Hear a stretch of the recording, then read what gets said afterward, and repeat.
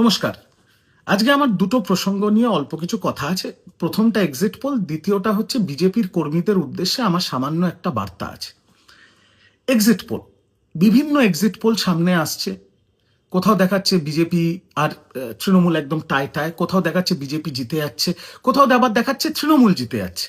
আমি স্পষ্ট কথা বলি, এই এক্সিট পোল আমার মনে হয় ভারতবর্ষের রাজনীতির সবচেয়ে বড় স্ক্যাম, সবচেয়ে বড় দুর্নীতি হচ্ছে এই ওপিনিয়ন পোল, এক্সিট পোল।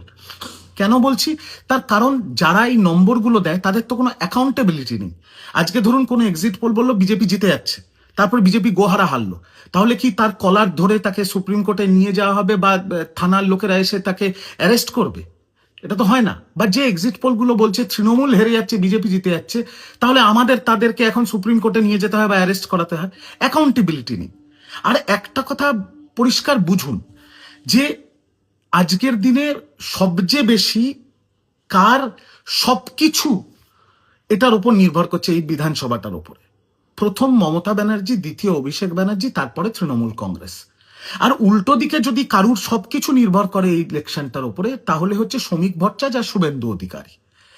এছাড়া মানে এই এই এই এই এন্টিটি, এই স্টেক হোল্ডার্স ছাড়া বাকি যারা এক্সিট পোল করছে, কেউ দিল্লিতে বসে আছে এসি রুমে, কেউ দিল্লির থেকে দুদিন বাংলায় ঘুরতে এসছে, 8-10টা ছেলে পুলেকে নিয়ে বাংলায় নাকি ঘুরে ঘুরে তারা বাংলা বুঝে গেছে, তারা বাংলার পালস বুঝে যাচ্ছে।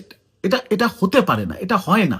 তাই যারা আমাদের পক্ষে নম্বর দিচ্ছে বা যারা বিজেপির পক্ষেও নম্বর দিচ্ছে, আমি একটাকেও বিশ্বাস করি না। আমার মনে হয় পুরোটাই ধাপ্পাবাজি, পুরোটাই চিটিংবাজি, পুরোটাই স্ক্যাম, পুরোটাই স্ক্যাম। আর যদি আমাকে কাউকে বিশ্বাস করতে হয়, তাহলে বাংলার মাটির গন্ধ, বাংলার মানুষের পালস যদি একমাত্র কেউ জানে বা বোঝে, সেটা মমতা ব্যানার্জি। আর বাংলার মানুষের পালস আমার মনে হয় যে নরেন্দ্র মোদীর থেকেও বেশি মমতা ব্যানার্জি বোঝে। আর সে যখন নিজের বক্তব্য রেখেছেন, আর তিনি যখন বলছেন যে আমরা 226 পাচ্ছি, 230ও পৌঁছতে পারি, তাহলে আমার তাকে ছাড়া আর কাউকে বিশ্বাস করার কোনো দরকার নেই। তাহলে আপনাদের প্রশ্ন হবে যে শ্রমিক ভট্টাচার্য, শুভেন্দু অধিকারী কেন বলছে? আরে তাদের তো বলতে হবে, তারা হারলেও তাদেরকে বলতে হবে। তারা তো আর বলতে পারে না, শুভেন্দু বা শ্রমিক ভট্টাচার্য তো বলতে পারেন যে আমরা হেরে গেছি, তা তো কাউন্টিং এজেন্টই যাবে না। ঠিক একইভাবে এই এক্সিট পোলগুলো, যেটা দিদি তথ্য তুলে ধরেছেন যে বিজেপির টাকা দিয়ে করিয়েছে, বিজেপির কাউন্টিং এজেন্টদের মনোবলকে চাঙ্গা রাখার জন্য। কারণ সবকটা এক্সিট পোল যদি দেখায় যে তৃণমূল হৈ হৈ করে জিতছে, তাহলে দুটো জিনিস হবে: বিজেপি কাউন্টিং এজেন্ট পাবে না, মানে ভোট গণনার আগে বিজেপি হেরে ভূত হয়ে যাবে। আর দ্বিতীয়, প্রতিটা সাট্টা বাজার, সেটা পালোধি সাট্টা বাজার হোক, দিল্লি সাট্টা বাজার হোক, বম্বে সাট্টা বাজার হোক, সেখানে হাজার হাজার কোটি টাকা লেগে আছে বাংলার বিধানসভা ভোটের ওপরে। যদি সব এক্সিট পোল দেখায় তৃণমূল হু করে জিতে যাচ্ছে, তাহলে যাদের টাকা লাগিয়েছে বিজেপির পক্ষে, তারা সেই টাকাটা তুলে নেবে। আর টাকাটা তুলে নিলে বাজার ফল করে যাবে, মার্কেট ফল করে যাবে। সারা ভারতবর্ষের অর্থনীতিতে কয়েক লক্ষ কোটি টাকার লোকসান হবে। এটা বুঝতে হবে মানুষকে। তাই যারা বিজেপি, তারা শুভেন্দু অধিকারী, শ্রমিক ভট্টাচার্যকে বিশ্বাস করবে। আমি তৃণমূল কংগ্রেস করি, এবং বাংলার বাসিন্দা হিসেবে আমার মনে হয় বাংলার পালস, বাংলার মানুষের পালস মমতা ব্যানার্জি ছাড়া কেউ জানে না, কেউ বোঝে না। আর তিনি যখন বলছেন 226 প্লাস 230ও পৌঁছাতে পারে, তাহলে আমার ভরসা, আমার বিশ্বাস, আমার সবকিছু মমতা ব্যানার্জি, আমি সেটাকেই বিশ্বাস করব। এটা হচ্ছে নাম্বার 1 পয়েন্ট। নাম্বার 2, বিজেপির কর্মীদের উদ্দেশ্যে আমার একটা ছোট বার্তা। সেটা হচ্ছে, দেখুন, নেতারা শেয়ানাবাজি করে। আমরা বহু নেতা দেখেছি, সেটা সিপিএম হোক, তৃণমূল হোক, বিজেপি হোক, কংগ্রেস হোক, নেতারা অনেক সময় এদিক ওদিক যায়, জার্সি বদলে নেয়, দলে থেকে দলকে ক্ষতি করানোর চেষ্টা করে, আবার অন্য দলে চলে যায়। অনেক কিছু আমরা দেখেছি, যেটা রিসেন্ট আপনারা রাঘব চাড্ডা দেখেছেন, সারা জীবন বিজেপিকে ওয়াশিং মেশিন, বিজেপিকে গালাগাল দিয়ে তারপরে বিজেপিতে নাম লিখিয়ে দিল। ঠিক একইভাবে 2018 সালের আগে যে বিজেপির লোকেরা শুভেন্দু অধিকারীর বাব্বাতন্ত করতো, এখন শুভেন্দুকেই বাবা বলে ডাকছে, যেহেতু ও বিজেপির জার্সি পরে নিয়েছে। নেতারা এরকম করতে থাকে। কিন্তু যারা কর্মী, সেটা তৃণমূলের কর্মী হোক, বিজেপির কর্মী হোক, সিপিএম এর কর্মী হোক, বা কংগ্রেস দলের কর্মী হোক, আমি এটা মনে করি কর্মীরা আবেগ দিয়ে দল করে। বিজেপির কর্মীরাও, তারা নরেন্দ্র মোদীকে বিশ্বাস করে, তারা এই হিন্দুত্বের মতাদর্শকে বিশ্বাস করে, তারা তাদের লোকাল লিডার্সদের বিশ্বাস করে এবং তাদের দলকে বিশ্বাস করে। সেই জন্য বিজেপির কর্মীরাও প্রাণপাত করে দল করছে। আমি মনে করি কোনো দলের কর্মী খারাপ হয় না, নেতা খারাপ হতে পারে, কর্মী খারাপ হয় না। কিন্তু আমি বিজেপির কর্মীদের উদ্দেশ্যে একটা কথা বলবো। আমি তৃণমূল করি, আমি তৃণমূলের মুখপাত্র, আমি বিজেপিকে গাল দিই, শুভেন্দুকে গাল দিই, তোমরা আমাকে গাল দেবে, তোমরা আমার সোশ্যাল মিডিয়ায় এসে বাব্বাতন্ত করবে, অ্যাকসেপ্টেবল। এটা আমরা ধরেই রাজনীতি করি যে বিরোধী পক্ষ আমাকে গালাগাল দেবে।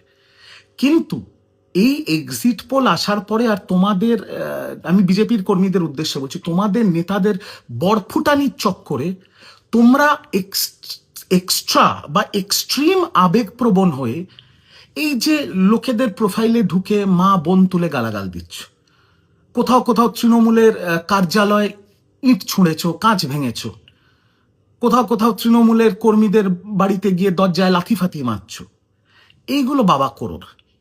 কেন বলছি এগুলো করো না? কারণ বাংলায় একটা কথা আছে, অতি বাড় বেরো না, ঝড়ে পড়ে যাবে।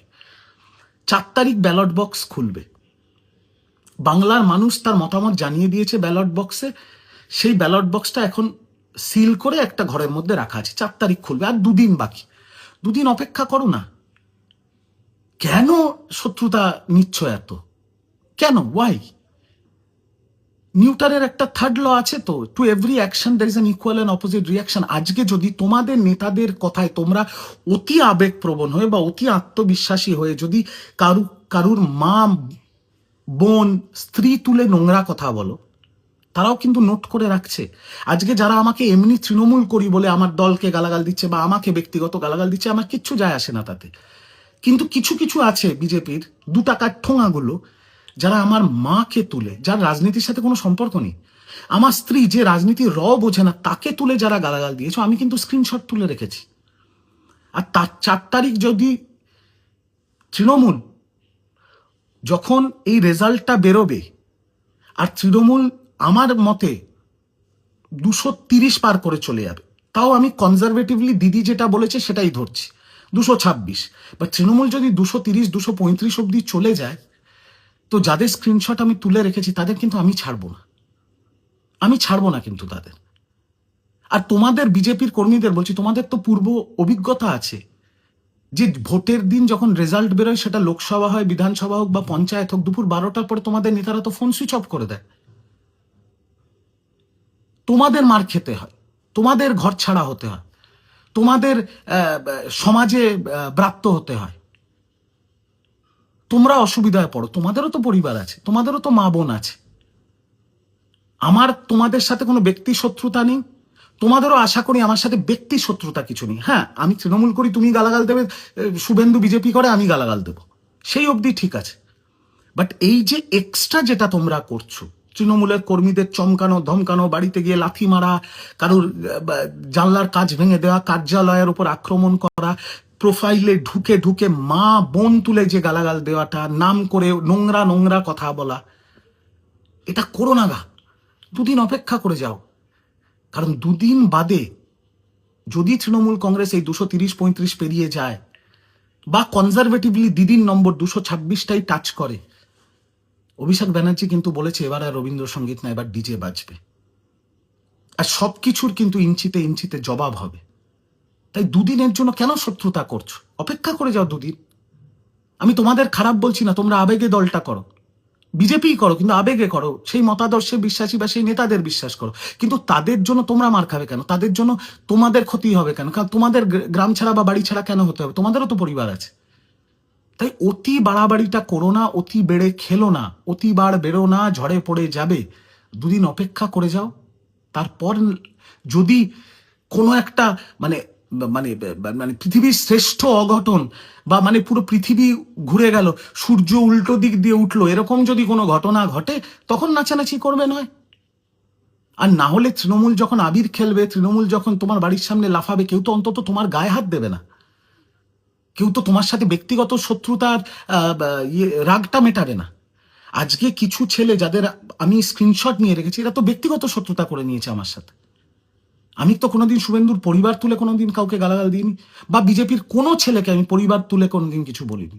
রাজনৈতিক বিরোধিতা থাকতেই পারে, তাই দাদা হিসেবে, অন্য দলের আবেগপ্রবণ কর্মী হিসেবে এবং রাজনীতির কর্মী হিসেবে তোমাদের একটা ছোট্ট অ্যাডভাইস দিচ্ছি, 2 দিন অপেক্ষা করো। এত বেড়ে খেলে ব্যক্তিগত শত্রুতা নিও না, কারণ 4 তারিখের পরে সামলাতে পারবে না।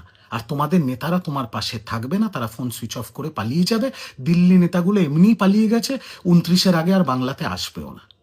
তাই be careful, be smart, stay safe, stay healthy, stay good. রাজনীতিতে হারা জেতা লেগেই আছে, তৃণমূল আবার জিতবে, বিজেপি আবার হারবে, সেটা বড় ব্যাপার নয়। ব্যক্তিগত শত্রুতা নিও না, তাতে তোমাদের অসুবিধা হবে, কারণ তোমাদের পাশে কেউ থাকবে না, কোনো নেতা থাকবে না, সব পালিয়ে যাবে। তোমাদের নেতারা অলরেডি তৃণমূলের সাথে যোগাযোগ করা শুরু করে দিয়েছে, প্রার্থীরা, সাংসদরা। তাই দাদা হিসেবে, বয়োজ্যেষ্ঠ হিসেবে বা রাজনৈতিক কর্মী হিসেবে এইটুকুই সাজেশন রইল তোমাদের জন্য। ভালো থেকো, সুস্থ থেকো, ব্যক্তিগত শত্রুতা করো না।